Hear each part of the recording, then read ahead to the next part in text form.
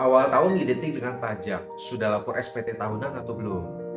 SPT tahunan di era Cortex ini berbeda loh dibandingkan dengan DJP online. Ada hal-hal yang ditambah. Kenapa sih? Yuk kita simak bagaimana cara pengisiannya dan kenapa itu terjadi.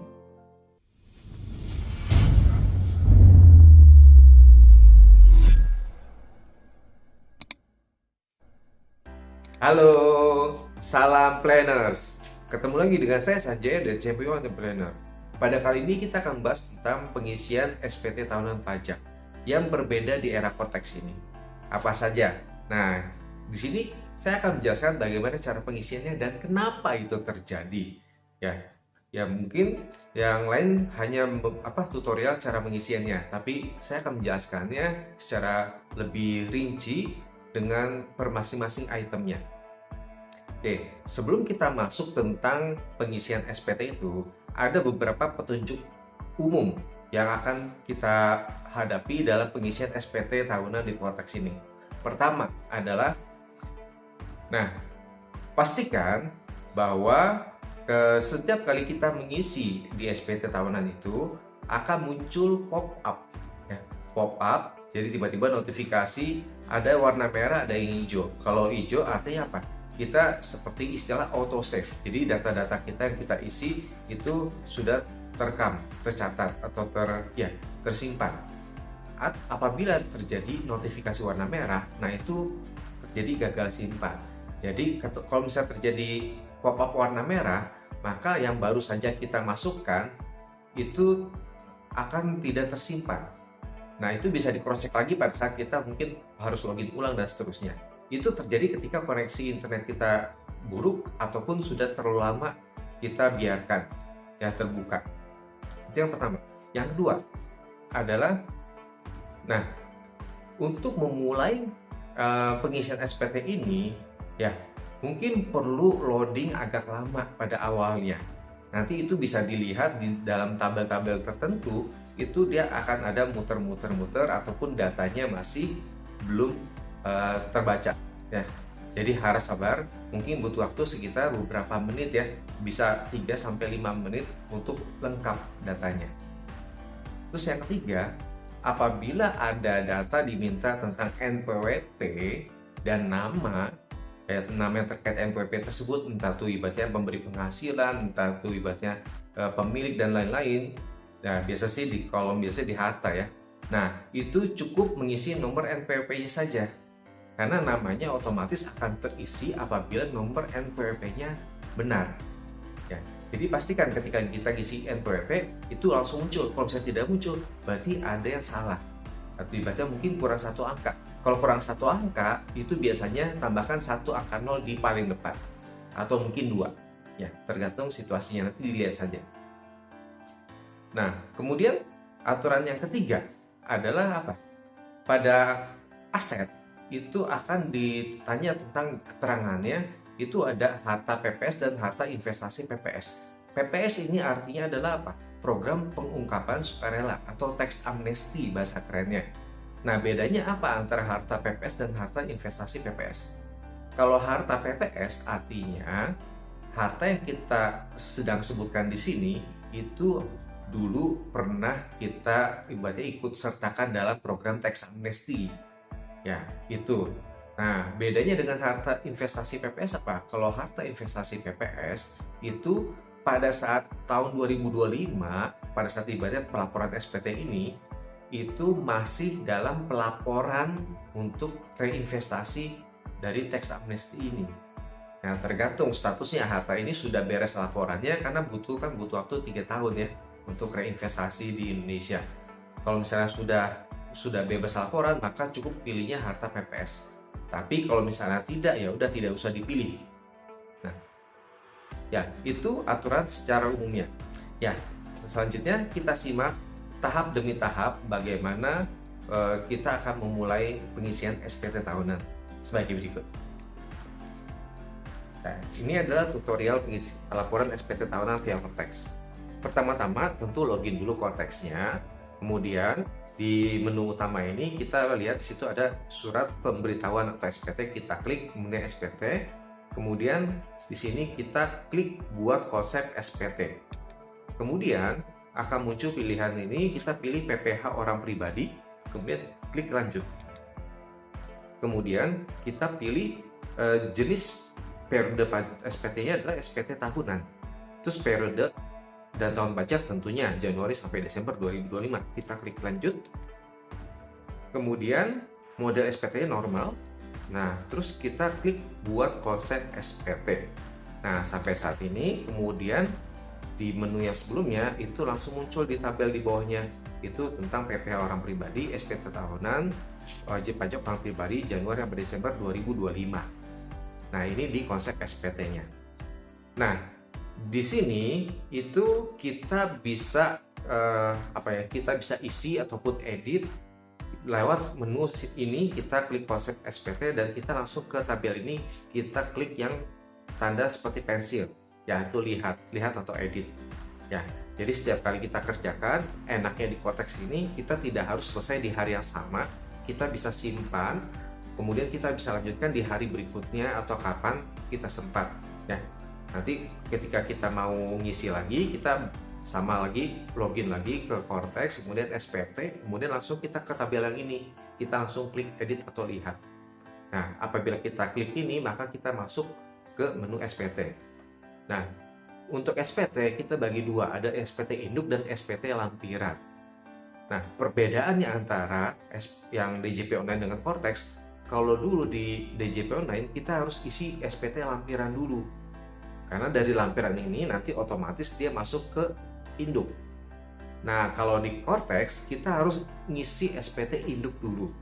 Baru ketika kita isi induk, maka lampirannya akan muncul yang sesuai. Nah, itu lebih enak. Karena apa? Karena di sini kita bisa ngisi lampiran yang memang seharusnya kita isi. Jadi tidak akan ada salah ngisi lampiran harusnya apabila kita benar memilih menu di SPT induknya. Nah, SPT induk ini ada banyak sub-sub-subnya. Nah, yang perlu kita pertama ketahui adalah tentang headernya, terus identitas wajib pajak, hisab penghasilan neto, perhitungan pajak terutang, kredit pajak, PPh kurang atau lebih bayar, pembetulan, permohonan pengembalian PPh lebih bayar, angsuran PPh 25, pernyataan transaksi lainnya, laporan tambahan dan pernyataan. Kita lihat satu persatu, yaitu header dulu. Nah, header ini yang paling atas. Nah, ini menu yang paling penting ya. Di sini ada tombol posting SPT. Nah, fungsinya apa? Fungsinya adalah untuk menarik data-data yang terbaru itu sesuai dengan tanggal pada saat kita klik itu. Jadi apabila ada data terbaru, maka dia akan terupdate otomatis di SPT kita. Contohnya apa? Yang mungkin yang lebih signifikan adalah tentang bukti potong atau ibaratnya bukti potong PPh 21 dari pihak lain. Nah, apabila kemarin-kemarin belum ada, mungkin misalnya udah ada update, maka pas kita klik ini maka akan muncul otomatis seperti itu, dan termasuk data-data lainnya ya. Nah, terus kita lihat di sampingnya itu metode pembukaan atau pencatatan itu disesuaikan. Biasa kita lakukan pencatatan. Nah, kemudian untuk sumber penghasilan kita pilih kegiatan usaha, pekerjaan atau pekerjaan bebas ya. Apabila ibaratnya ada banyak ya, ibaratnya kita pilih satu atau dua. Satu mungkin yang tertinggi yaitu pekerjaan bebas misalnya dibandingkan pekerjaan. Nah, setelah kita pilih, nah ini tentu di sini proses loading yang tadi yang saya sebutkan di petunjuk umum, ini loading ini masih muter-muter. Biasanya belum bisa dipilih biasanya. Nggak apa-apa, sabar, mungkin tunggu beberapa menit ya. Nah, kemudian kita ke bawahnya itu ada identitas wajib pajak, kita pastikan udah terisi sesuai dengan data kita. Kemudian apabila para pleders yang memang pasangan suami istri dan memilih perpajakannya terpisah kewajibannya, jadi lapor SPT masing-masing, yaitu antara PH, pisah harta ataupun memilih terpisah, maka di sini harus milih nih, ada menunya. Kita harus pilih MT atau PH ya, pisah harta atau memilih terpisah. Kemudian disebutkan NIK dari pasangannya. Nah, kalau di Cortex suami otomatis kita masukkan NIK istri dan sebaliknya. Oke, setelah ini maka kita lanjut ke yang ke B tentang ikhtisar penghasilan neto. Ya, penghasilan neto ini ada berbagai macam sumber, terutama ada 4, yaitu dari pekerjaan, yaitu sebagai seorang karyawan, kemudian ada dari usaha atau pekerjaan bebas, kemudian penghasilan neto dalam negeri lainnya, dan satu lagi penghasilan dari luar negeri. Ya, kita bahas satu persatu. Yang 1A. Nah, 1A ini adalah apakah Anda menerima penghasilan dalam negeri dari pekerjaan. Berarti kita terima uang itu dari status kita sebagai seorang karyawan atau pegawai yang dapat gaji pokok dan sifatnya tetap. Ya, jadi bukan berdasarkan ibaratnya berdasarkan kita kerja lebih banyak, dapat lebih banyak, bukan. Jadi ini gaji tetap. Kalau misalnya memang status kita terima gaji yang sifatnya gaji pokok, maka kita jawabnya iya. Di situ di konteks enaknya adalah apa? Langsung ada petunjuknya. Kalau iya, silakan mengisi lampiran 1B bagian 1 bagian D. Ya. Kemudian kalau misalnya tidak, maka di petunjuknya sudah sebutkan. Silakan lanjut ke pertanyaan berikutnya. Nah, di sini ada dua cara ya secara umum ya. Ketika ada notifikasi ngisi lampiran, kita bisa langsung ngisi lampiran, atau kita isi dulu induk ini sampai beres ke bawah, baru kita isi lampiran. Kalau saya lebih enaknya kita isi dulu sampai bawah, baru isi lampiran. Kenapa? Karena biar nggak bolak-balik dari induk ke lampiran, terus balik lagi ke induk, balik lagi ke lampiran, dan seterusnya. Ya. Oke, kemudian yang 1B1 ya. Apakah Anda menerima penghasilan dalam negeri dari usaha dan atau pekerjaan bebas? Ya, ini contohnya misalnya sebagai seorang profesi, seorang dokter, seorang notaris, seorang pengacara, seorang influencer, ya, seorang selebgram, ya, YouTuber dan lain-lain, itu pekerjaan bebas itu masuk di sini semua. Atau punya usaha yang misalnya usaha kecil, ya, dan usaha lainnya sejenis, maka bisa juga masukkan ke sini. Jawabnya iya. Kalau iya, lanjutkan pertanyaan berikutnya. Kalau misalnya tidak, maka lanjutkan ke 1C. Nah, kalau misalnya iya, maka ditanya nih, kan ada dua nih, usaha atau pekerjaan bebas kan. Nah, ditanya nih, apakah Anda termasuk wajib pajak orang pribadi yang memiliki peredaran bruto tertentu atau OPPT, orang pribadi pengusaha tertentu. Ini ada dua usaha itu. Ada yang bruto tertentu yang kita sebutnya UMK ya, usaha mikro dan kecil, dan satu lagi pengusaha tertentu. Ya, nanti pengusaha tertentu yang sesuai dengan undang-undang. Nah, kalau misalnya teman-teman yang punya UMK yang dikenakan pajak final, maka pilihnya yang ini. Iya. Ya, di sini ada 3 pilihan ya.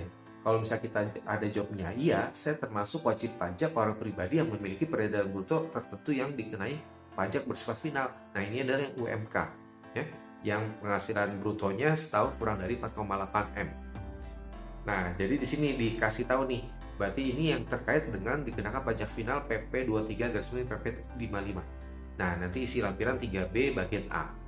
Nah, kalau misalnya itu yang UMK. Kalau misalnya klasifikasi satu lagi yang OPPT, orang pribadi pengusaha tertentu, maka jawabnya ya, yang satu lagi. Ya, saya termasuk orang pribadi pengusaha tertentu. Nanti ada ngisi lampirannya 3B bagian B. Nah, kemudian kalau misalnya tidak dua-duanya, berarti artinya apa? Yang tadi kan pertanyaan induk yang pertama kali adalah usaha atau pekerjaan bebas. Maka kita juga tidak jawabnya. Kalau misalnya kita hanya pekerjaan bebas saja. Ya. Jadi tidak, silakan lanjutkan pertanyaan berikutnya. Nah, kemudian 1B3, apakah Anda menggunakan norma dalam menghitung penghasilan netonya? Nah, di sini syarat penggunaan norma adalah tahun lalu, ya ibaratnya tahun 2025, ini kan pelaporan untuk penghasilan 2025. Jadi tahun 2025 pastikan para planners sudah melapor penggunaan norma atau NPPN. Kalau misalnya sudah, maka jawabnya iya. Kalau misalnya tidak, ya harusnya jawabnya tidak. Ya. Nah, kalau tidak, itu ada dua, bisa menyelesaikan pembukuan, ya, atau tidak menggunakan pembukuan. Ya, jadi di sini tidak, saya hanya menerima penghasilan dari usaha yang dikenakan pajak bersifat final dan tidak menyelesaikan pembukuan. Ya, jadi di sini pilihannya kalau tidak memang ke arah yang UMK. Nah, jadi apabila teman-teman seharusnya tidak termasuk UMK, tapi lupa melaporkan penggunaan norma, ya memang secara undang-undang peraturan diwajibkan menyelenggarakan pembukuan. Harusnya jawabnya tidak, tapi pembukuan. Nah, apabila para planners sudah lapor NPPN 2025, maka jawabnya ya, saya berhak menggunakan norma penghasilan neto. Maka kita isi nanti lampiran 3B bagian C. Ya, kemudian dilanjutkan dengan lampiran 3A 4 bagian A. Ya. Nah, kita lanjut ke 1C. Nanti, nah kalau misalnya tadi pembukuan, nanti ditanya nih, kalau pembukuan usahanya apa yang dilakukan? Bisa dagang, jasa, atau industri. Nah, nanti 1B5 itu hanya berupa rekapitulasi berapa sih penghasilan neto dari ketiga yang di atas tadi ya. Nah, kemudian 1C, pertanyaannya apakah Anda menerima penghasilan dalam negeri lainnya? Nah, ini adalah penghasilan yang tidak termasuk yang di atas itu, bukan pekerjaan, bukan pekerjaan bebas, bukan dari usaha, bukan dari yang ya tiga itu, maka termasuknya dari penghasilan negeri lainnya. Contohnya apa? Contohnya misalnya yang lagi ngetren nih di sosmed ada tentang, oh saya dapat cashback. Ya cashback berupa duit dari misalnya dari marketplace ataupun bank tertentu. Nah, cashback kan berarti dapat uang dari pihak lain ya. Jadi ada uang masuk, ada penghasilan tambahan, maka itu objek dari pajak penghasilan. Makanya kena pajak. Nah, karena dia tidak termasuk pekerjaan bebas atau usaha dan lain-lain, maka masuknya di kategori yang 1C ini, penghasilan dalam negeri lainnya. Ya, jadi maka jawabnya iya. Maka isi lampiran 3A 4 bagian B. Nah, kalau misalnya tidak, maka kita jawabnya tidak. Oke. Kemudian kita lanjutkan di 1D. Kemudian, apakah Anda menerima penghasilan luar negeri? Nah, kalau iya, silakan lagi isi lampiran 2 bagian C. Kalau tidak, ya silakan lanjutkan pertanyaan berikutnya. Ini seluruhnya penghasilan neto. Nah, kemudian yang sub berikutnya tentang penghitungan pajak terutang. Jadi penghasilan neto yang di atas itu dari 4 kategori, dari pekerjaan bebas atau usaha, dari penghasilan dalam negeri lainnya, dan penghasilan luar negeri, dikumpulkan berapa totalnya.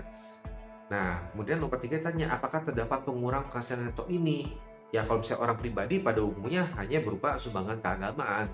Kalau misalnya punya usaha, mungkin ada kompensasi kerugian dan lain-lain. Nah, kalau misalnya emang ada, maka jawabnya iya. Tapi ingat, untuk sumbangan keagamaan ini harus sesuai dengan peraturan perundangan yang ada. Jadi, dan ada buktinya. Nah, ada buktinya memang yang bisa untuk pengurangan pajak. Nah, kalau misalnya memang betul ada, maka jawabnya iya. Nanti jangan lupa isi lampiran 5 bagian A atau B. Nah, kalau misalnya tidak, maka silakan lanjutkan pertanyaan berikutnya. Nomor 4 adalah 2 minus 3. Ya, kemudian nomor 5 itu PTKP, penghasilan tidak kena pajak, kita sesuaikan dengan kategori kita. Nah, bagi yang suami istri, biasanya ini tidak bisa diubah untuk yang PH dan MT. Ya, karena apa? Nanti berlakunya PTKP gabungan, ya penghasilan tidak kena pajak gabungan suami dan istri. Nah, selanjutnya nanti di bawahnya adalah PKP, jadi berapa dia pengurang dari 4 dan 5 ini. Kemudian akhirnya kesimpulannya PPh terutang berapa. Nah, ini angkanya yang bisa kita lihat nih, PPh terutang umumnya berapa dari seluruh penghasilan kita. Nah, kemudian kita lanjut sub berikutnya. Ya, selanjutnya kita isi nomor 8, apakah terdapat pengurang PPh terutang? Kalau misalnya iya, isi lampiran 5 bagian C. Kalau misalnya tidak, silakan lanjutkan. Nah, selain itu ada disebutnya nanti kredit pajak ya. Jadi kredit pajak itu adalah ya salah satu pengurang PPh juga, tapi yang memang sudah pasti. Contohnya apa? Yang 1A ini, apakah terdapat PPh yang telah dipungut oleh pihak lain? Ya, contohnya dari bukti potong pajak. Ingat, bukti potong pajak yang diberikan itu adalah bersifat non final umumnya. Ya, yang sini adalah yang non final. Jadi misalnya ibaratnya dari pekerjaan bebas dan dari pihak lain itu ada potongan. Nah, itu pajaknya sudah dibayarkan sekian, tapi karena non final jadi masih ada kemungkinan ada kekurangan bayar pajak contohnya. Nah, kalau misalnya ada potongan PPh dari pihak lain, maka jawabnya iya. Maka disuruh isi lampiran 1 bagian E. Kalau misalnya tidak, nah ya udah tidak. Nah, ini enaknya di Cortex, ini salah satu contoh ya. Tidak hanya di menu ini, bisa juga di menu yang lain. Kalau misalnya kita salah isi, sedangkan ada yang sudah terisi di menunya, maka ada notifikasi, ada warning sign. Sistem menemukan bahwa, nah ini contohnya kalau di bukti potong, sistem menemukan bahwa terdapat data mengenai pajak yang dipotong. Harap periksa kembali jawaban Anda. Nah, kalau misalnya ada warning sign, kita nanti bisa lihat sesuai dengan lampirannya. Ya, misalnya kalau kita jawabnya iya, kan lampiran 1 bagian E. Nah, kita periksa di sana. Ya, kalau misalnya memang kita merasa tidak ada potongan PPh dari pihak lain manapun, ya maka kita periksa itu sebetulnya bukti potong dari mana sih. Nah, contoh, oh ternyata dari tadi ya dapat cashback dari bank yang kita lupa. Nah, baru kita lihat, oh kalau saya seperti itu ya udah berarti jawabnya iya. Atau kalau misalnya ternyata emang oh ini bukan punya saya misalnya, memang udah pasti konfirmasi, maka itu bisa kita hapus ya bukti potong itu. Tapi kalau misalnya memang itu betul, ya kalau kita hapus itu bukan berarti kita tidak bukan berarti data kita otomatis terhapus, enggak. Tetap di sistem pajak akan tetap ada karena nama kita ya. Nah, itu yang A. Ini yang kedua. Nah, ini yang PPh pasal 25. Apakah para PNS sebelumnya punya cicilan PPh 25? Kalau misalnya ada, maka otomatis ini terisi nih angkanya berapa selama ini. Ya, sudah setor berapa banyak. Yes. Kemudian STP PPh 25 ini untuk yang pokok pajaknya saja. Kemudian nah, pertanyaan 110D, apakah Anda menerima pengembalian atau pengurangan kredit PPh dari luar negeri yang telah dikreditkan? Kalau misalnya iya, jawabnya iya. Kalau misalnya tidak, ya tidak. Nah, kemudian kita ke sub berikutnya tentang ya udah PPh. Jadi kesimpulannya PPh kurang atau lebih bayar berapa? Itu dari yang mana? Dari tadi penjumlahan atau ibaratnya pengurangan dari PPh yang terutang dari seluruh penghasilan berapa dikurangi dari berbagai macam kredit pajak kita yang sudah dipotong oleh pihak lain. Maka dilihat jumlahnya masih kurang bayar PPh atau kelebihan. Nah, ini kesimpulannya.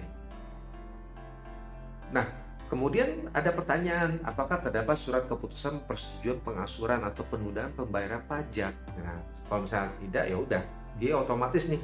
Kalau misalnya ini ada menunya tidak bisa kita ubah. Ya. Kalau misalnya memang ternyata ada, maka otomatis ini di open, bisa kita pilih. Nah, jadi kesimpulannya adalah di 11C itu angka yang kita harus perhatikan ya. Kita harus perhatikan kekurangan bayar pajaknya berapa atau kelebihannya berapa. Ya, nanti kita cek lagi, cross check lagi berdasarkan penghasilan kita. Ada nggak penghasilan kita yang belum masuk atau ibaratnya ada potongan yang berlebih sehingga bisa berpotensi untuk yaitu PPh ini yang 11C ini, angka 11C ini bisa kita ibaratnya ya bisa berubah gitu ya. Kemudian yang menu yang F, pembetulan. Nah, ini diisi apabila SPT adalah pembetulan. Kalau misalnya tidak, abaikan. Kemudian yang G, nah kalau misalnya lebih bayar, maka menu ini akan muncul. Ya, di sini biasanya orang akan bertanya, akan ibaratnya berkomentar bahwa kalau misalnya lebih bayar adalah saya nggak apa-apa deh, lebih bayar ini saya tidak akan ambil, silakan untuk sumbangan buat negara. Di sini mohon maaf tidak ada pilihan untuk sumbangan. Ya, jadi pilihannya hanya dua, ya hanya satu, itu dikembalikan, tapi melalui pemeriksaan atau melalui permohonan pendahuluan. Ya sama-sama ujung-ujungnya diperiksa. Ya, jadi tidak bisa disumbangkan, jadi hanya bisa dikembalikan. Nah, nanti dikembalikan isi rekening banknya di mana. Ya. Nah, kemudian nomor H itu adalah untuk angsuran PPh pasal 25 tahun pajak berikutnya. Nah, ini ada dua pilihan. Pertama yang 11 yang nomor 13A ini itu adalah kalau kita yakin menerima penghasilan teratur, maka perhitungannya adalah dari PPh terutang ya yang tadi dari seluruh penghasilan dibagi ibaratnya dibagi 12 ya. Nanti berapa? Ya, jadi di situ udah ada rumusnya. Jadi poin nomor 9 dikurangi 10A. Nah, kalau misalnya oke, saya dapat penghasilannya tidak teratur, jadi nggak tentu, maka bisa kita jawabnya tidak. Nah, ketika kita jawab tidak, nanti di 13B muncul, apakah Anda menyusun perhitungan tersendiri angsurannya. Nah, ini untuk yang memang yakin penghasilannya tidak teratur, maka kita bisa isi lampiran khusus untuk perhitungannya.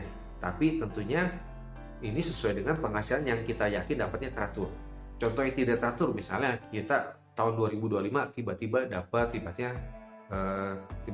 apa yang limpahan aset atau objek tertentu, ada pekerjaan tertentu dapat bonus yang memang di luar biasanya. Nah, itu kan akan mempengaruhi PPh-nya. Misalnya PPh yang tahun 2025 lebih otomatis lebih besar dibandingkan dengan biasanya. Nah, kita bisa exclude, bisa keluarkan hal-hal itu di sini ya, di poin 13B ini. maka kita bisa jawabnya iya. Kalau iya, silakan ngisi lampiran 4 bagian A. Kalau misalnya tidak, ya udah tidak. Kalau misalnya tidak, berarti pilih yang tadi yang pertama, yang tinggal dibagi 12. Nah, kalau 13C ini hanya untuk yang OPPT, pengusaha tertentu, jadi dia adalah sebesar 0,75% dari penghasilan bruto setiap bulan. Nah, kemudian sub berikutnya pernyataan transaksi lainnya. Nah, ini terkait tentang ya hartanya, yaitu 14A, harta pada akhir tahun pajak. Nanti otomatis angkanya muncul dari penjumlahan dari lampiran 1 bagian A. Kemudian 14B, apakah Anda memiliki utang pada akhir tahun pajak? Nah, kalau misalnya punya, maka jawabnya iya. Nah, kalau misalnya kita jawabnya iya, maka isi lampiran 1 bagian B. Nah, teman-teman tadi diulangi lagi, kalau misalnya di sini tidak diisi dulu, maka ketika kita loncat dari induk ke lampiran 1 otomatis semua orang akan muncul ya. Sedangkan lampiran lainnya tergantung. Nah, kita langsung masuk ke lampiran 1, maka di situ ada menu utang, itu tidak bisa kita utak-atik. Kenapa? Karena kita belum memilih di sini di 14B, apakah kita punya utang atau tidak. Ya. Nah, jadi jangan lupa, lebih enak kita pilih dulu di induk. Kita bisa jawabnya iya atau tidak. Nah, kalau misalnya 14C, apakah Anda menerima penghasilan yang dikenakan pajak bersifat final? Nah, ini juga sama. Ya, kalau misalnya kita belum jawab sama sekali, maka di menu lampiran 1 itu, ya di menu lampiran 2 itu tidak akan bisa diubah. Gitu. Maka kita pilih iya atau tidak. Ya, sifat final contohnya yang tadi UMK, ya, terus ataupun punya investasi itu bersifat final pajaknya. Nah, kalau misalnya kita salah pilih, misalnya yang harusnya iya, terus kita jawabnya tidak, maka muncul notifikasi contoh seperti ini. Sistem menemukan bahwa terdapat data mengenai penghasilan Anda dari pekerjaan Ibu dipotong. Silakan periksa kembali jawaban Anda. Contoh seperti itu.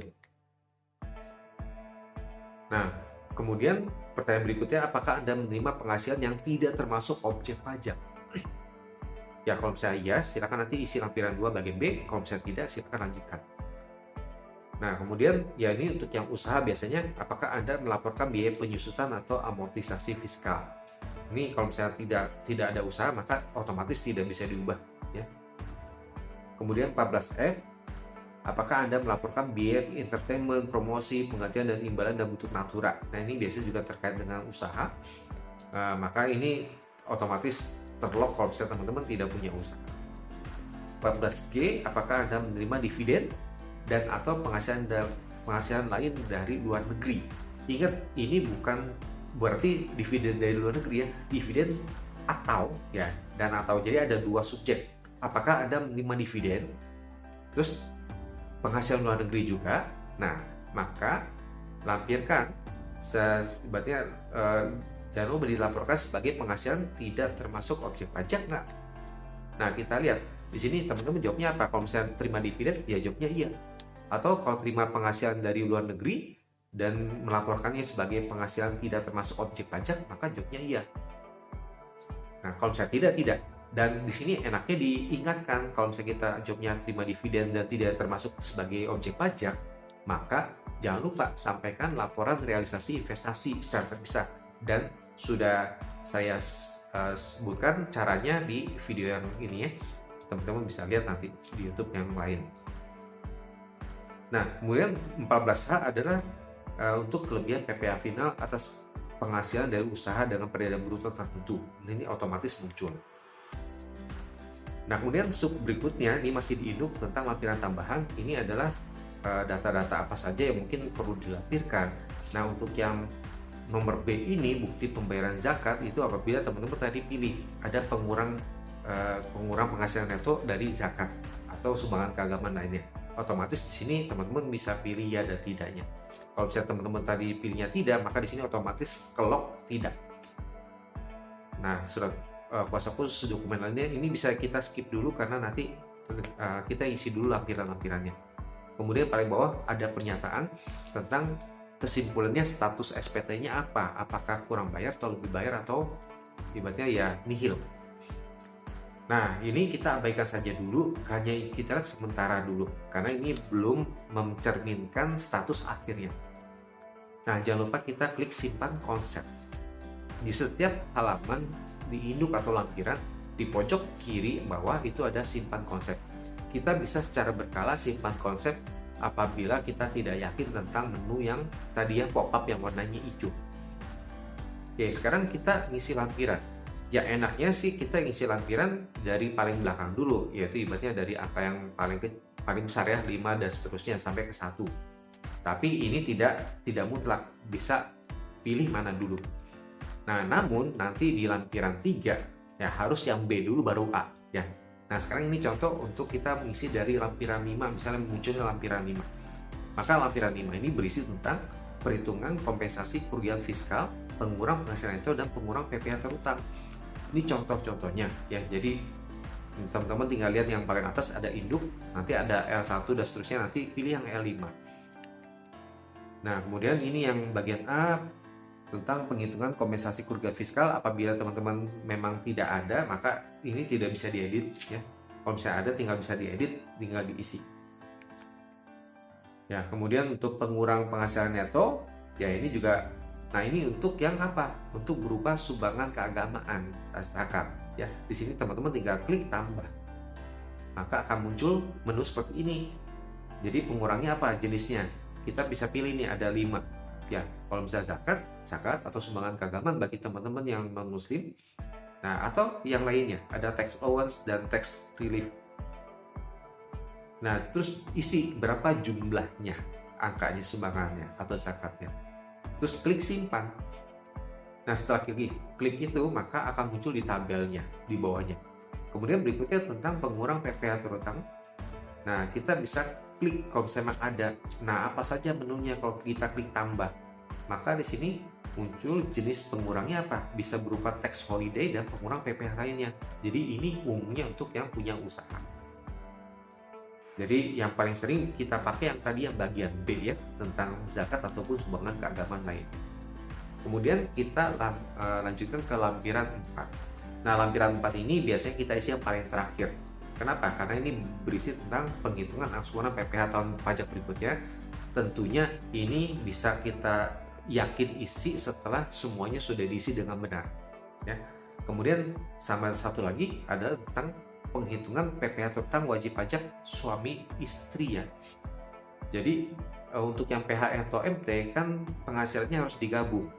Ya, nanti jadi perhitungannya punya tersendiri, dan ini biasa juga kita isi yang paling terakhir. Ya. Nanti kita lihat dulu isinya apa. Nah, ini nih. Untuk yang L4, yang A itu adalah penghitungan angsuran PPh pasal 25 tahun berikutnya.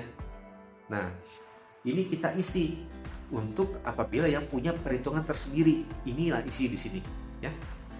Ya, isi sesuai dengan yang kita terima secara teratur. Nah, kemudian yang untuk yang bagian bawahnya, yang B itu untuk yang kewajiban suami istri. Nah, di sini tinggal diisi yang warnanya putihnya, yaitu untuk pasangannya. Jadi apabila ini konteks suami, maka yang putih itu adalah untuk yang istrinya, diisi penghasilan neto istrinya berapa. Ini setelah istri udah menyelesaikan semua data-data, dan ibaratnya kesannya SPT-nya sudah mau disampaikan kasarnya. Jadi sudah final semua, netonya sudah jelas, tidak ada tambahan lainnya dan lain-lain. Maka tinggal isi data-data istri itu ke sini. Maka akan muncul di sini ini untuk jadi penghasilan netonya suami berapa, istri berapa, kemudian gabungannya berapa, kemudian nanti ada PTKP gabungan berapa, kemudian jadi PPh terutangnya gabungan berapa, kemudian nanti PPh terutang pajaknya untuk yang istri berapa, suami berapa, berdasarkan proporsional. Nah, jadi angka ini yang akan ibaratnya kita sampaikan atau akan muncul di SPT induk masing-masing, untuk itu suami ataupun istri. Nah, kemudian lampiran 3. Lampiran 3 perlu diingat, jangan lupa harus isi yang 3B dulu baru 3A. Ya, untuk 3B isinya adalah apa? Tentang rekapitulasi peredaran bruto untuk wajib pajak orang pribadi yang memiliki peredaran bruto tertentu yang dikenai pajak final. Yang poin pertama ini adalah untuk yang UMK. Kemudian yang kedua, rekapitulasi peredaran bruto untuk wajib pajak orang pribadi pengusaha tertentu, yaitu untuk yang punya usaha tertentu. Nah, yang terakhir adalah rekapitulasi peredaran bruto untuk pengguna norma penghitungan penghasilan neto. Ini untuk pekerjaan bebas ya. Jadi bagi teman-teman yang punya pekerjaan bebas aja, maka isinya ini yang ketiga. Nah, ini seperti ini tampilannya. Tinggal kita pilih L3B. Kemudian kita lihat yang ini yang bersifat final UMK ya. Kalau misalnya teman-teman tidak punya UMK, tidak memilih hidup, maka ini tidak bisa kita ubah sama sekali nih. Tidak ada menu tambah ataupun edit. Termasuk yang OPPT juga sama, dia hanya tampil tapi tidak bisa diubah sama sekali. Nah, yang kita isi fokus untuk yang pekerja bebas yang paling bawah yang C. Nah, di sini ada klik tanda tambah ataupun ibaratnya edit. Nah, kita tambahkan dari semua pekerjaan kita. Misalnya kita pekerjaan bebasnya ada berbagai macam. Atau satu pekerjaan, misalnya dokter tapi berada di 3 tempat yang berbeda, maka masing-masing tempat isi satu-satu. Ya, satu bagian, di mana satu bagiannya ketika kita tambah ini akan muncul berapa sih penghasilannya atau peredaran brutonya per bulannya. Jadi ini per bulan ada untuk per tempat ya. Jadi isi sesuai dengan tipe pekerjaan bebasnya ataupun untuk lokasi yang berbeda. Nah, kita lihat di sini nama tempat kegiatan usaha. Apabila teman-teman sudah melengkapi data profil diri tentang tempat usaha di mana saja, maka kita pilih tempatnya mau yang di mana nih, mau yang untuk peredaran bruto yang ini.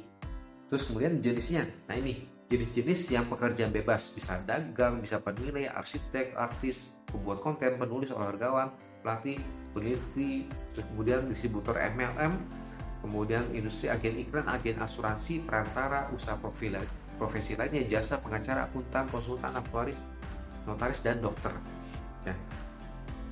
Kita isi, kemudian diisi peredaran bruto mulai dari Januari sampai Desember berapa per bulannya. Nah, kalau misalnya teman-teman ibaratnya tidak tahu yakin berapa, maka teman-teman bisa lihat nanti di lampiran 1 bagian E untuk bukti potong PPh-nya. Kalau misalnya teman-teman kerja berarti dapat uangnya dari pihak lain sebagai pekerja bebas, maka di situ ada peredaran brutonya berapa yang dilaporkan ke pajak sebagai dasar perhitungan PPh 21-nya. Maka ikuti angka itu, peredaran brutonya. Tulis ulang di sini Januari berapa, Februari berapa, dan seterusnya. Nah, kita klik simpan. Ulangi untuk semua tempat ataupun untuk jenis pekerja bebas lainnya. Nah, setelah kita udah isi lengkap, maka kita beralih ke lampiran 3A, yaitu ya ini, penghasilan neto dalam negeri dari usaha atau pekerja bebas berdasarkan pencatatan atau penghasilan neto dalam negeri lainnya. Ya, poin yang pertama ini yang penting. Ya, di sini kita L3A bagian strip 4, kita klik. Nah, di bagian A ini, di tabel ini otomatis muncul semua yang kita isi peredaran bruto di lampiran 3B yang sebelumnya. Nah, nanti untuk itu semua kita tinggal edit aja. Ya, untuk masing-masing itu kita edit. Kenapa kita edit? Karena belum muncul angka normanya berapa persen. Nah, kita klik edit. Nah, kita lihat nih untuk ibaratnya jenis usaha pekerjaan bebasnya. Nanti kalau misalnya emang belum muncul belum ada, kita tulis ulang lagi, kita pilih sebagai apa. Entah itu dokter, entah itu ibaratnya agen asuransi, jasa, konsultan, notaris, MLM, dan lain-lain. Nah, di sini jangan lupa isi normanya. Kalau untuk penghasilan brutonya tidak bisa diubah. Kenapa? Karena sesuai dengan yang lampiran 3B. Nah, normanya berapa persen? Norma ini ikut peraturan 17 PJ/2005. Ya, di situ udah tentang NPPN ya, norma menghitungkan penghasilan neto di lampiran 1. Nah, di situ untuk besar norma ini ya segera tambahan info itu tergantung KLU, kode lapangan usahanya atau pekerjaannya apa. Kemudian tergantung juga lokasinya. Ya, lokasi tempat teman-teman terdaftar sebagai wajib pajak ada 3 kategori, di mana yang pertama adalah 10 kota besar. Kemudian yang kedua adalah ibu kota provinsi lainnya selain yang kota besar itu. Kemudian terakhir adalah ya di luar itu semua ya. Jadi bukan 10 kota besar, bukan di ibu kota provinsi. Jadi mungkin masuknya ke kabupaten. ya, atau kota-kota lainnya. Nah, di situ tarifnya udah ada tuh berapa persen. Kalau misalnya teman-teman tidak tahu, tinggal buka lampirannya berapa sih normanya. Maka masukkan angkanya berapa. Nah, setelah udah betul, kita klik simpan. Nanti otomatis di tabel depan yang tadi udah muncul tuh penghasilan netonya berapa setelah dikalikan norma. Nah, selain itu ada yang bawahnya untuk lampiran 3A ini adalah penghasilan neto dalam negeri lainnya. Ya, yang tadi ya tidak termasuk pekerjaan, tidak termasuk usaha pekerjaan bebas, tidak termasuk luar negeri, maka kita masukkan sini pekerjaan dalam penghasilan neto dalam negeri lainnya. Kita klik tambah, maka jenis penghasilan ada banyak pilihannya, yaitu di sini contohnya adalah penggantian atau imbalan yang diberikan dalam bentuk natura, kenikmatan, sewa harta selain tanah dan bangunan, bunga, royalti. Ingat, bunga ini bukan bunga dari bank ya, jadi bunga itu mungkin ya kita pinjamkan uang ke orang, khususnya ada bunganya misalnya. Terus ada royalti, ada keuntungan penjualan harta berapa, terus imbalan bunga, kemudian keuntungan kurs valuta asing, kemudian ada pembebasan utang, hibah, bantuan atau sumbangan, klaim asuransi, yang ibaratnya yang semuanya tidak termasuk pajak final ataupun bukan objek pajak ya, jadi masih ibaratnya dikenakan pajak yang progresif. Maka kita masukkan di sini. Terus berapa angkanya? Kita klik simpan. Nah, kemudian setelah oke, kita beralih ke lampiran 2. Ya, lampiran 2 ini isinya tentang penghasilan yang dikenakan pajak final, kemudian penghasilan yang tidak termasuk objek pajak, dan satu lagi penghasilan neto dari luar negeri. Nah, kita klik L2 ini, kemudian yang A ini adalah yang dikenakan bersifat final. Kita tinggal klik tambah. Klik tambah, di sini ada FWP pemotong pemungut, tadi ya aturan baku, tinggal diisi aja maka otomatis namanya muncul. Kemudian kita pilih jenis penghasilan, kemudian dasar pengenaan pajaknya berapa, angkanya, dan PPh terutangnya berapa, PPh finalnya. Nah, untuk jenis penghasilan yang objek pajak final ini itu banyak sekali contoh-contohnya, bisa dipilih satu persatu atau tinggal diketik aja kata-kata ibaratnya kata dasarnya, misalnya deposito atau misalnya disebutnya saham atau obligasi.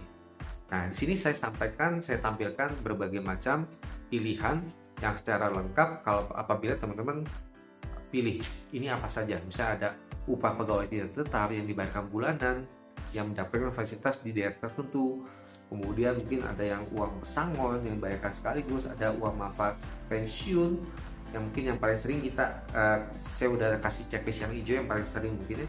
Kemudian honor dan imbalan lain yang dibebankan kepada APBN atau APBD yang diterima oleh PNS anggota TNI Polri. Nah, ingat, untuk yang final itu adalah honor dan imbalan lainnya, sedangkan kalau gaji itu bukan final, jadi masuknya sebagai pekerjaan. Ya. Kemudian di sini ada juga misalnya objek PPh 21 yang bersifat final lainnya. Kemudian ada bunga obligasi suatu utang negara, obligasi yang daerah yang diterima wajib pajak, ya ini semua yang terkait daerah yang atau negara. Kemudian di sini ada lagi bunga obligasi ini yang swasta biasanya. Kemudian pengalihan hak atas tanah dan bangunan. Kemudian ada juga persewaan tanah dan bangunan. Kemudian bunga tabungan dan bunga deposito yang ditempatkan di dalam negeri. Kemudian di sini ada hadiah atau undian yang teman-teman dapat, terus ibaratnya kena pajak bersifat final. Kemudian transaksi penjualan saham. Nah, ini apabila teman-teman yang investasi saham tapi ada penjualan saham, maka di sini pilih ini ya. Kemudian di sini ada lagi yang lain yang terkait tentang jasa konstruksi dan lain-lain. Kemudian ada juga kekurangan penyetoran PPh final. Ya.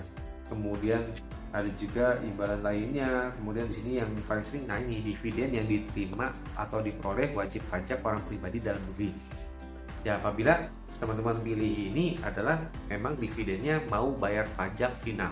Ya, karena ingat, untuk dividen saham itu ada dua pilihan, mau bayar pajak final atau bebas objek pajak. Nah, kalau teman-teman mau pilihnya mau bayar pajak final, maka pilih yang ini checklistnya. Nah, kemudian pilihan lainnya, contohnya penghasilan yang dikenakan pajak bersifat final sesuai dengan peraturan pemerintah. Nah, ini untuk yang UMK, yang punya usaha mikro dan kecil, maka pilih ini ya. Jadi penghasilan yang sesuai dengan PP 23 atau 55 yang di store sendiri. Kemudian ya penghasilan istri dari satu pemberi kerja. Bagi teman-teman para planners yang NPWP-nya memilih gabung suami istri, nah, kemudian istrinya hanya bekerja di satu tempat sebagai seorang karyawan saja, ya pemberi kerja itu karyawan, ya jadi hanya terima gaji pokok, tidak ada honor ataupun apapun sejenisnya, maka bisa pilih penghasilan istri itu di sini sebagai final, jadi tidak masuk dalam progresif suami. Ya. Oke, kemudian selanjutnya untuk yang lampiran 2 ini yang bagian B itu penghasilan yang tidak termasuk objek pajak. Ya, kita tinggal klik tambah. Nah, apa saja jenis penghasilannya? Nah, di sini ada dividen atau bagian laba, ada pembebasan utang, ada hibah, bantuan sumbangan, warisan, itu paling sering ya. Kemudian ada klaim asuransi kesehatan, kecelakaan jiwa, dui guna beasiswa, ada beasiswa itu sendiri, dan penghasilan lain yang tidak termasuk objek pajak. Jadi ingat, dividen yang di sini yang paling atas adalah yang memilih di sini dividennya tidak mau bayar pajak penghasilan, pajaknya berarti tidak bayar pajak final. Nah, jadi harus melakukan reinvestasi atau laporan investasi yang terpisah. Nah, kemudian di lampiran 2 ini juga ada penghasilan neto dari luar negeri. Nah, apa saja pilihannya? Kita klik tambah. Di sini jangan lupa nama sumbernya atau pemberi penghasilan itu siapa, kita sebutkan, terus negaranya dari mana, dan jangan lupa ini ada pilihan tanggal transaksi. Artinya apa? Setiap kali kita terima uang tanggal berapa, itu kita input atau isi satu persatu, tidak bisa diakumulasikan walaupun sumber atau namanya itu sama.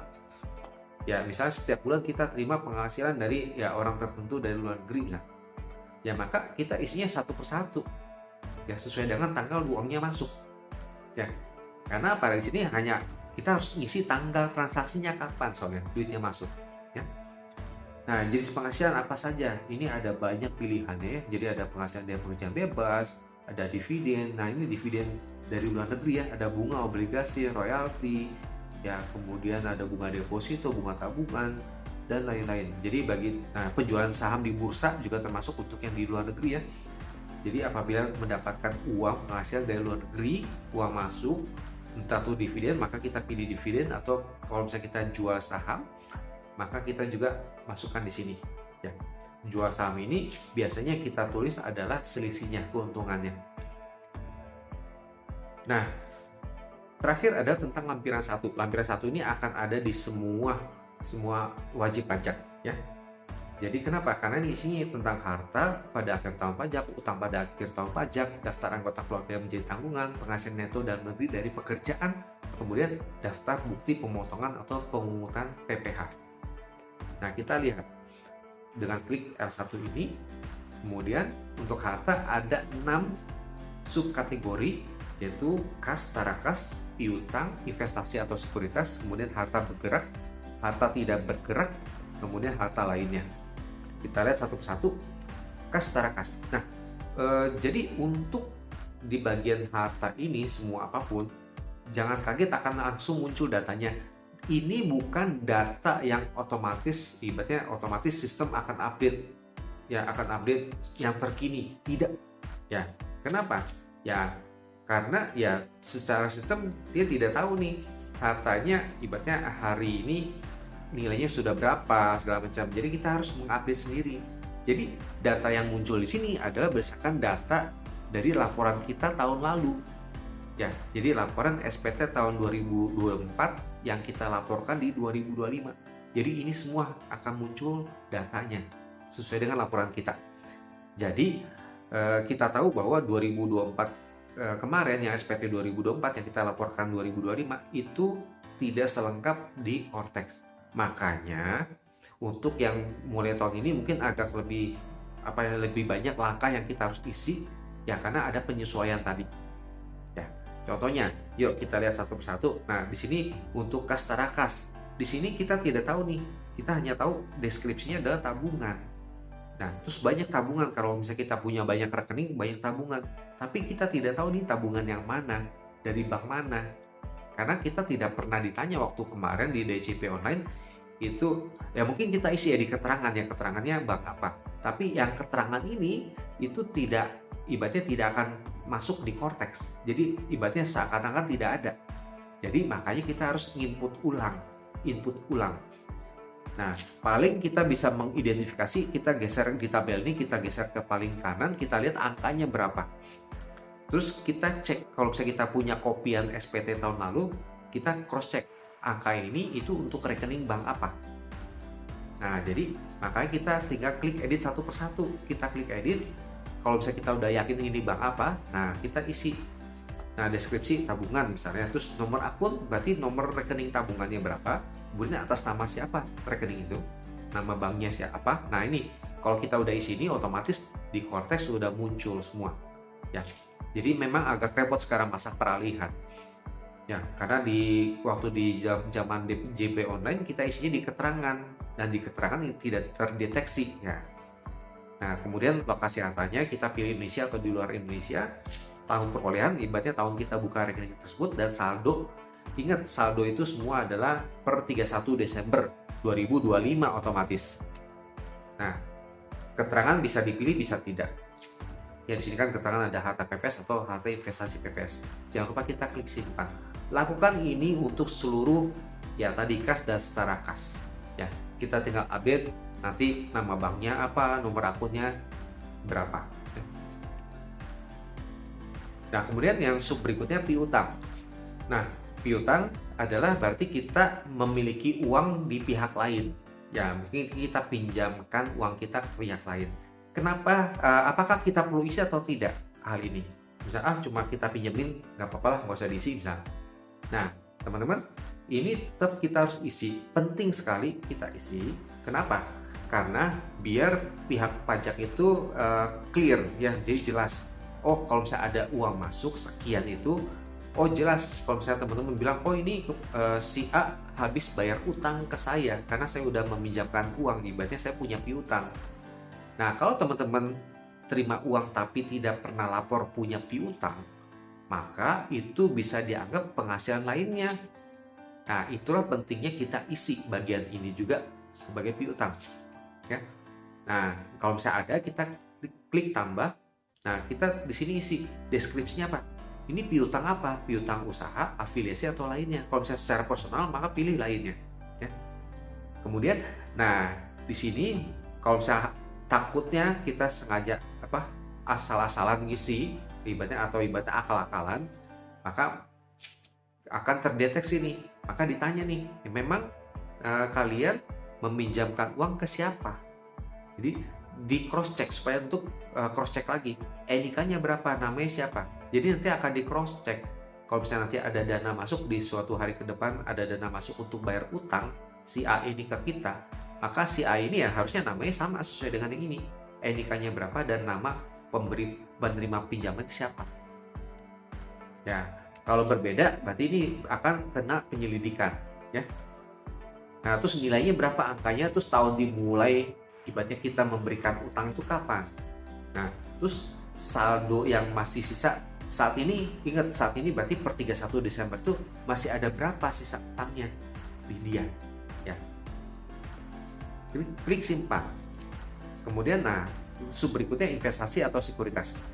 Nah, ini juga menarik teman-teman, sama persis kasusnya, karena ini masa peralihan, itu ada beberapa item yang mungkin akan berbeda ya. Contohnya misalnya dulu pas zaman DJ Online kita punya investasi di asuransi ya, unit link contohnya. Waktu di DJ Online tidak ada pilihan kategori untuk yang kode asuransi, jadi kita pilih yang investasi lainnya. Nah, jangan kaget kalau misalnya tiba-tiba, loh ini kok muncul di tabel ini investasi lainnya dalam kurung termasuk cryptocurrency, trust fund. Nah, jangan kaget. Ini adalah waktu sebelumnya kita pilih asuransi kemungkinan gitu. Ya, karena kalau misalnya, oh saya tidak main kripto, berarti ya tenang aja. Kita tinggal buka satu persatu. Ya, tinggal kalau misalnya yang sudah punya investasi yang lama, tinggal kita klik edit, klik pensil, atau kalau misalnya baru, tahun 2025 kita baru punya investasi, maka kita klik tambah. Apapun pilihannya akan muncul menu seperti ini. Ya, di sini deskripsinya apa? Ya, berupa apa investasinya? Di sini berupa saham yang dijual untuk dibeli untuk jual kembali. Berarti kita sebagai seorang investor saham, di mana kita tidak ada kaitannya dengan perusahaan tersebut. Ya, ibaratnya bukan pendiri segala macam ya. Nah, yang kedua ini saham non bursa. Artinya apa? Ini saham untuk perusahaan tertentu. Berarti kita memang membeli saham di perusahaan tertentu. Ibaratnya mungkin teman kita ngajak joinan bikin usaha. Nah, ini adalah saham non bursa. Yang ketiga saham bursa, ini biasanya untuk saham-saham untuk yang orang yang ibaratnya pendiri ya, pendiri tapi TBK. Jadi terdaftar di Bursa Efek, tapi kita termasuk yang saham pendirinya kasarnya. Nah, kita bisa pilih yang saham bursa, bukan yang tadi yang paling atas. Ya. Kalau paling atas cuma investor biasa. Nah, yang keempat obligasi perusahaan adalah untuk obligasi yang swasta. Kemudian yang bawah obligasi pemerintah Indonesia berupa obligasi retail Indonesia atau surat berharga syariah dan lain-lain. Ini adalah yang tadi ya, ori atau sukuk dan sejenisnya. Kemudian ya surat utang lainnya yang tidak termasuk obligasi perusahaan ataupun yang pemerintah. Kemudian, nah yang bawah ini kontrak investasi kolektif. Ini ada untuk yang reksadana. Kalau misalnya teman-teman punya investasi reksadana, maka pilih ini. Ya, kemudian instrumen derivatif, misalnya contoh punya REIT, terusnya warrant, terus kontrak berjangka dan lain-lain. Kemudian penyertaan modal dalam perusahaan lain yang bukan atas saham. Jadi contohnya untuk ke CV, firma dan lain. Nah, maka pilih ini.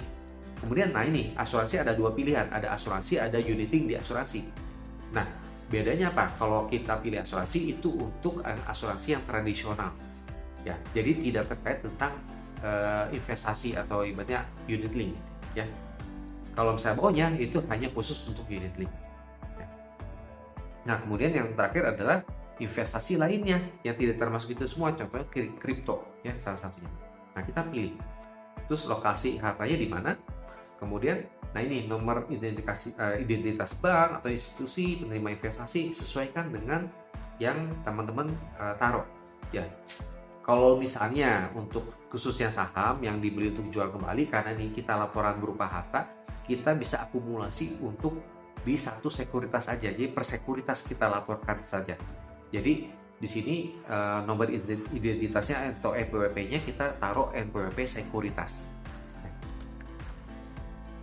Nah, kemudian dia otomatis muncul namanya siapa dan nomor akun. Nah, nomor akun ini disesuaikan. Ya, apabila tadi yang saham misalnya, nah, kita bisa isinya yang utama adalah nomor akun di sekuritas tersebut. Nomornya berapa? Ya, atau nama akunnya berapa di situ. Ada pilihan lain, kita tulis SID ya, single identitas untuk investor ya. Nah, itu tapi kalau kita tulis SID itu untuk keseluruhan investasi, maka akan kurang pas. Akan lebih pas kita taruhnya berdasarkan per itemnya. Kita sekuritas, maka nomor akunnya nomor akun sekuritas. Terus ada harga perolehan ya. Harga perolehan. Nah, itu untuk ini semua berarti harga waktu kita beli berapa. Ya. Jadi kalau misalnya saham ya kita beli berapa, harga pas kita beli saham itu nanti di situ ada berapa, misalkan harga portofolio kita.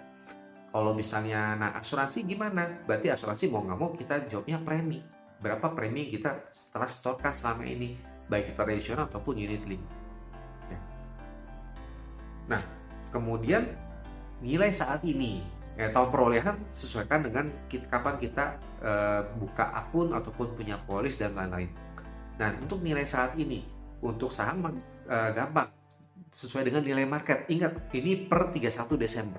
Ya, semua per 31 Desember datanya untuk yang saat ini. Nah, untuk yang contohnya seperti asuransi gimana? Maka kita tulis berdasarkan tabel ya nilai tunai untuk yang tradisional, atau kalau misalnya untuk yang unit link biasanya dari laporan tahunan dari perusahaan asuransi sudah dikirimkan ke masing-masing nasabah. Dan kalau misalnya reksadana berarti ya nilai berdasarkan nilai unit per 31 Desember berapa. Nanti ada laporan dari sekuritasnya. Nah, kemudian sub yang keempat adalah tentang harta bergerak. ya, harta bergerak. Kalau misalnya sudah ada data kemarin, tinggal klik edit ataupun kita klik tambah. Contohnya apa? Tipenya di sini kita bisa pilih tuh, dari mulai dari sepeda, sepeda motor, mobil penumpang, bis, kendaraan angkutan jalan dan lain-lain. Nah, ada banyak pilihannya. Nah, di sini merek atau tipenya, modelnya kita sesuaikan. Kemudian nomor polisi atau registrasi. Di sini nomor ini yang bersifatnya personal. Jadi jangan sampai kalau kita taruh nomor ini itu bisa antara punya kita atau punya orang lain. Nah, untuk mobil kita bisa pilih antara nomor polisi. Kenapa? Nomor polisi hanya satu. Ya, nggak mungkin ada duplikat harusnya. Ya, atau ya kita kasih nomor BPKB-nya. Nah, di sini kepemilikan. Nah, sini mungkin pajak juga mendeteksi ya. Ada beberapa orang yang punya harta bergerak tapi dibelinya pakai nama lain. Nah, di sini kita harus laporkan kepemilikannya siapa, atas nama pihak lain atau atas nama sendiri. Nah, kalau misalnya kita pilih sendiri, otomatis yang di bawahnya muncul nama kita. Tapi kalau misalnya kita pilih pihak lain, maka kita isi NIK-nya pihak lain itu berapa dan namanya siapa. Terus tahun perolehan, harga perolehan pada saat kita beli, nilai saat ini kita isi. Nah, untuk nilai saat ini ya berupa yang harta bergerak ataupun nanti yang tidak bergerak, ada beberapa pilihan yang kita bisa isi. Jadi tidak bisa kita asal isi. Pilihan pertama adalah berdasarkan ketentuan dari pemerintah. Ya, contohnya pemerintah misalnya dari seperti tanah misalnya. Tanah berarti dari NJOP, nilai jual objek pajak. Ya. Atau misalnya yang kedua, dari pemerintah yang kedua adalah berdasarkan dari penilaian khusus ya, atau appraisal kita sebutnya. Jadi kita sewa jasa appraisal, dia akan menilai harta kita bergerak atau tidak bergerak itu berapa. Harga market per 31 Desember 2025 ya. Atau bisa juga kita lihat berdasarkan acuan standar resmi. Yang acuan standar resmi itu terutama untuk yang contohnya seperti valuta asing ataupun emas. Jadi per 31 Desember misalnya dari BI ataupun dari misalnya kalau emas dari Antam. Atau bisa juga berdasarkan penilaian dari orang pajak. Nah, orang pajak, jadi teman-teman bisa tanya ke orang pajak, kalau saya punya harta ini tahun sekian dengan model ini, berapa nilai saat ininya per 31 Desember 2025. Atau pilihan terakhir adalah teman-teman tinggal cek berdasarkan mesin pencari, tinggal cek secara spesifik dengan misalnya mobil penumpang merek A, tipe apa, tahun berapa, dengan kondisi yang seperti apa, dan lain-lain, berapa harga per 31 Desember 2025. Nah, jadi dari situ bisa sebagai acuan nilai saat ini. Nah, kita klik simpan. Nah, berikutnya yang poin kelima adalah harta tidak bergerak. Di sini kita pilih mulai dari tanah kosong, tanah atau bangunan untuk tempat tinggal, apartemen, kapal, tanah atau lahan untuk usaha, dan lain-lain. Pilih sesuai dengan yang kita memang miliki. Kemudian, nah ini harus detail lokasi harta, kasih alamatnya, alamat lengkapnya, kemudian ukuran, ya tanah bangunan berapa, kemudian nah ini sumber kepemilikan lagi ditanya nih, ya nanti untuk kepemilikan asalnya dari mana? Ya, asalnya dari misalnya dari utang, hadiah, hibah, warisan, sumber lainnya, atau hasil sendiri. Kemudian nomor sertifikat, jadi sertifikat tanahnya atau rumahnya berapa, kemudian tahun perolehan berapa, harga kita beli berapa, nilai saat ini berapa sesuai dengan tadi ya pilihannya. Kemudian keterangan tinggal klik simpan. Nah, nomor 6 terakhir untuk harta adalah harta lainnya.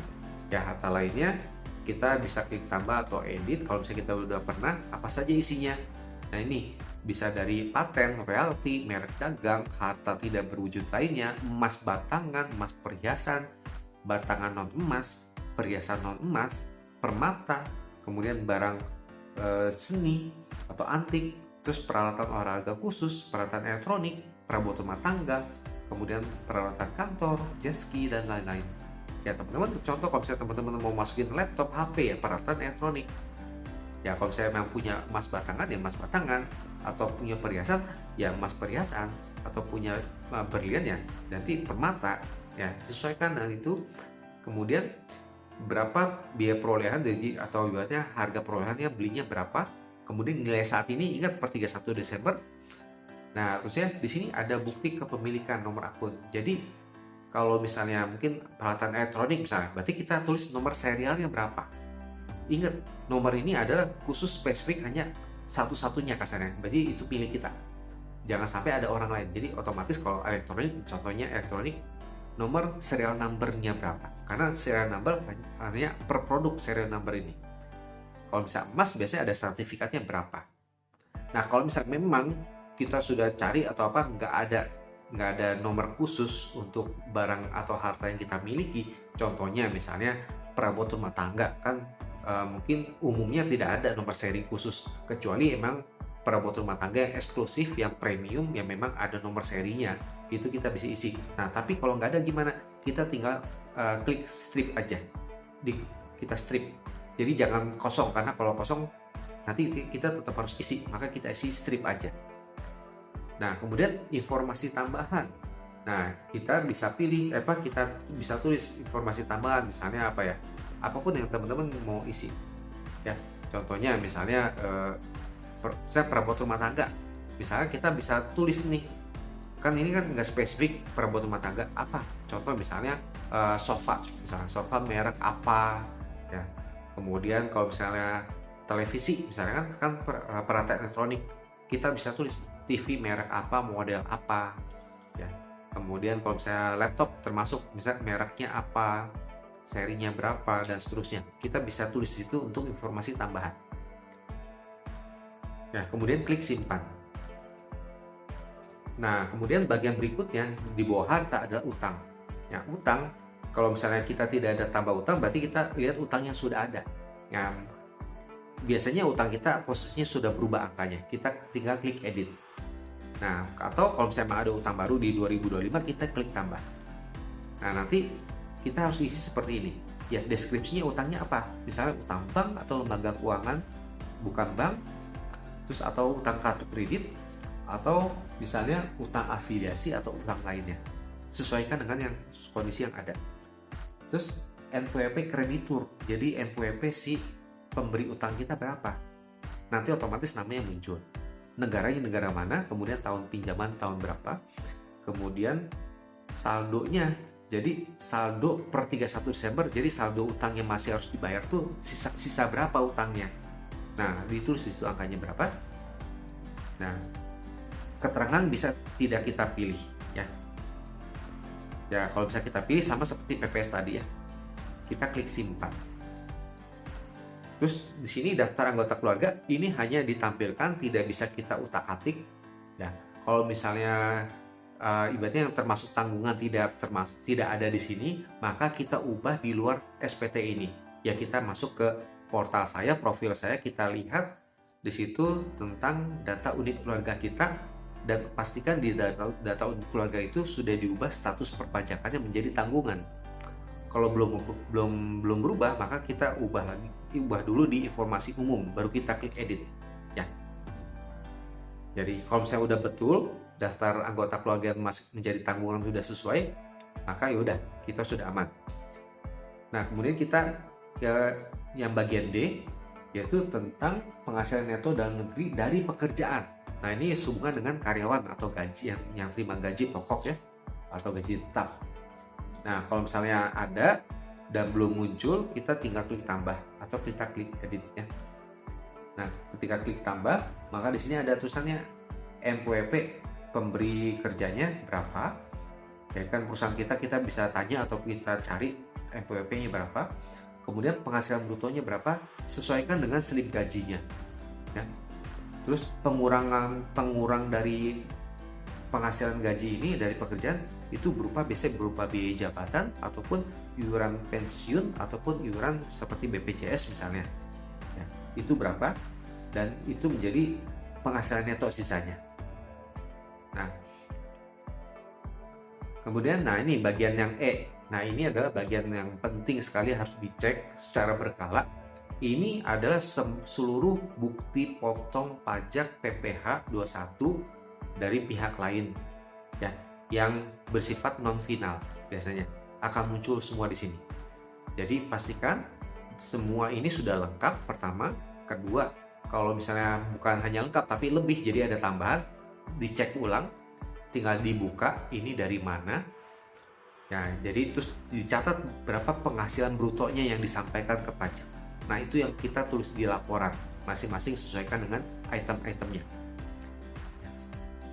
Kalau misalnya sudah oke, maka kita udah siap untuk lapor SPT. Tapi kalau misalnya belum, kita bisa tunda, kita bisa tanyakan nanti ke pemberi kerja, misalnya bukti potong pajak saya belum muncul di Cortex, silakan tolong diproses, misalnya bulan apa yang belum muncul, misalnya dari Januari sampai Desember hanya bulan 3 dan bulan 7 misalnya, tinggal kita sampaikan, kita desak pemberi kerja ini supaya itu segera ibaratnya diselesaikan. Kalau misalnya belum, maka ibaratnya kalau misalnya dari pemberi kerja sudah bilang oh sudah, maka kita bisa minta kopiannya. Kenapa? Karena kalau misalnya kita input, nah maka kita harus input data-data sesuai dengan bukti potong itu. Nah, tapi sebelum itu kita pastikan kita selalu refresh juga ya. Refresh, ada tombolnya, kita refresh yang berupa tanda panah lengkung. Nah, kalau misalnya kita mau input itu manual, maka apa yang perlu kita isi? Di sini kita perlu data NPWP, pemotong PPh-nya siapa, berapa angkanya, namanya siapa. Nah, yang paling penting adalah nomor bukti potongannya itu berapa. Nah, itu hanya ada di bukti potongnya. Ya. Kemudian tanggal pemotongannya tanggal berapa, terus jenis pajak biasanya PPh 21 biasanya, terus penghasilan brutonya berapa nih, terus PPh yang dipotong dipungut berapa, tinggal diisi. Ya, ini jalan terakhir kalau misalnya perusahaannya sudah ngaku sudah semua udah beres, sudah tidak ada susulan lagi untuk pelaporan ke Cortex, terus kita juga udah cek di Cortex, sudah klik posting SPT, ternyata tidak ada update lagi, tapi masih kurang, maka kita input manual seperti ini, tinggal minta salinan dari bukti potong dari perusahaan kita. Nah, kemudian kita klik simpan. Nah, setelah itu berarti kita sudah beres semua, berarti kita sudah siap mau melaporkan SPT. Nah, sebelumnya kita cek dulu lampiran tambahan, kita lampirkan data-data dokumen-dokumen yang kita perlu lampirkan. Contohnya seperti tadi, sumbangan keagamaan atau zakat. Ya, kita di sini kita klik yes, terusnya kita upload data-datanya. Ya, pastikan itu dalam bentuk PDF biasanya. Nah, kemudian kita lihat yang paling bawah lagi tentang pernyataan. Jadi sekarang status SPT kita apa? Ya, kurang bayar atau lebih bayar. Nah, sebelum itu kita bisa balik lagi ke yang tadi ya, ke yang lampiran 5. Ya, lampiran 5 yang tadi kita bisa isi tentang angsuran PPh 25 yang punya perhitungan tersendiri, dan satu lagi bagi yang suami istri ya. Karena itu yang menentukan nanti SPT-nya kurang bayar atau lebih bayar. Nah, ketika sudah final semua, tinggal kita klik bayar dan lapor. Terus pilih tax deposit yang akan digunakan. Kalau misalnya tidak ada deposit, maka kita klik tidak. Kemudian kita tantangan dokumen, kita dari kode otorisasi kita masukkan password atau passphrase-nya berapa. Kemudian kita klik ya, konfirmasi tanda tangan. Nah, setelah itu maka yang tadi di konsep SPT, maka kita muncul di menu SPT menunggu pembayaran bagi yang kurang bayar. Ya. Dan di sini otomatis muncul ya kode billing. Ya, bagi di laptop bisa lihat di bawahnya biasa ada tuh berupa PDF tentang billing code, kode billing, atau kalau bisa di HP ya, kita cek di dokumen. Kita tinggal buka, tujuannya apa? Untuk mengetahui berapa sih kode billingnya berapa, dan kita lakukan pembayaran di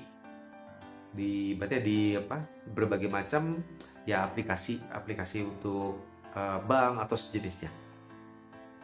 Nah, ketika kita sudah bayar, maka kita bisa lihat di tadi yang SPT menunggu pembayaran, biasanya otomatis hilang, atau kita refresh dia otomatis hilang. Tidak ada data yang ditemukan karena sudah terbayar. Nah, kita cross check dengan pilih yang SPT dilaporkan.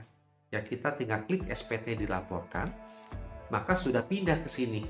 Ya, SPT orang pria SPT tahunan untuk Januari sampai Desember 2025.